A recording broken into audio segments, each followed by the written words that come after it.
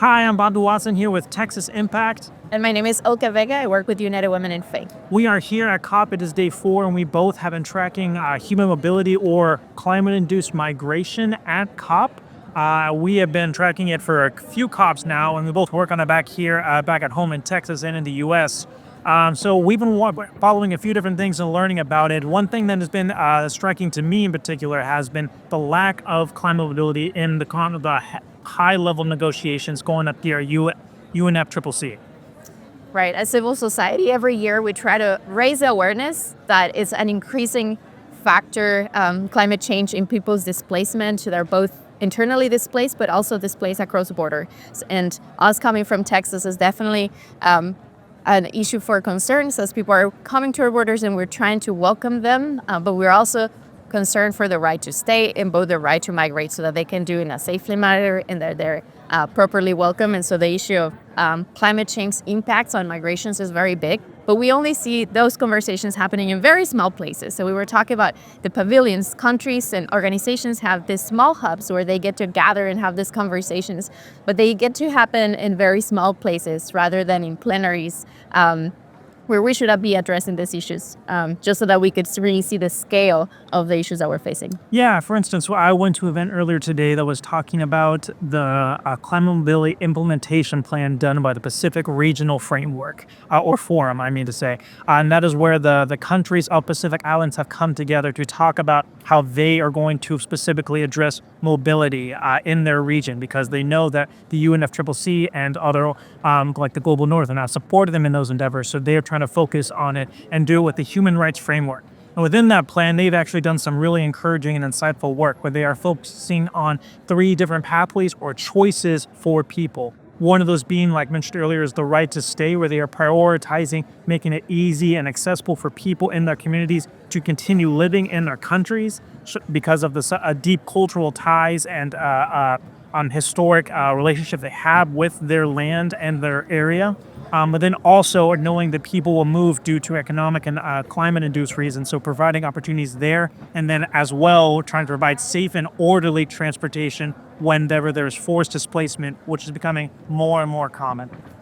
And we see some action happening at the regional and even bilateral level.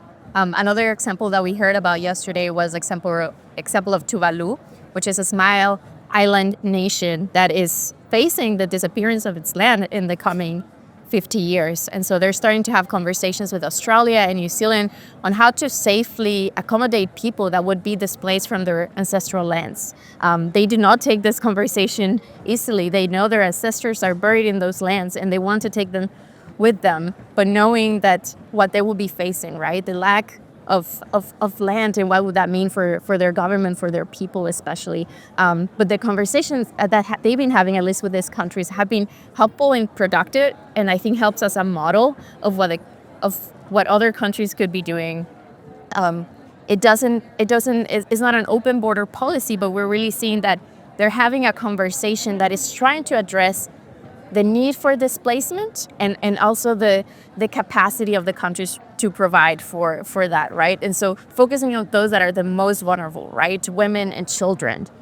Yeah, and it seems that these conversations are actually starting to look at the reality of climate change and the fact that migration is going to be a huge factor within it. We know that migration is a big issue right now in the U.S., as we saw as one of the leading contributing factors of the election, and see that as another issue going on in a lot of Western countries that are seeing this rightward swing.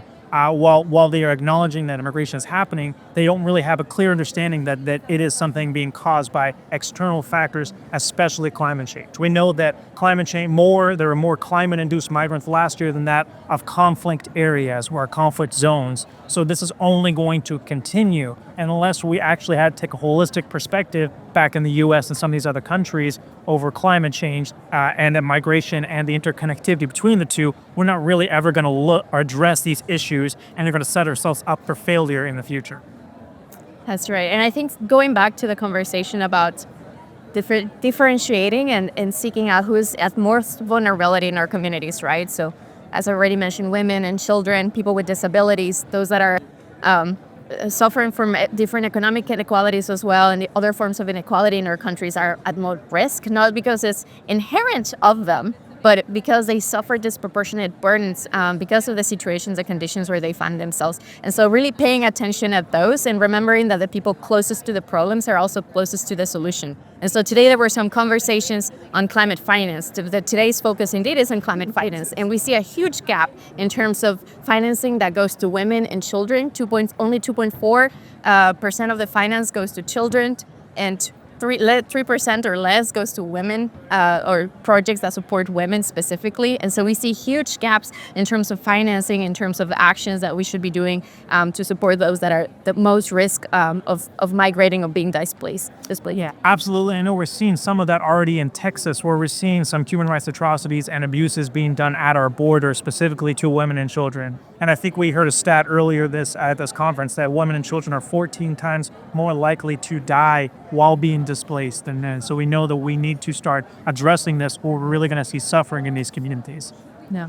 And I think the call for action is for us to start having these conversations together and recognizing that everyone is an agent of action here. So we're calling out for governance for these processes of the UNFCCC. We know the Global Compact for Migration also exists, but we cannot be having these conversations in silos anymore. We really have to bring together and assess the needs that is big and respond with concrete action and policies that address the humanitarian impacts. Absolutely. We hope to see more of that in these conversations. We hope to see that also brought back home.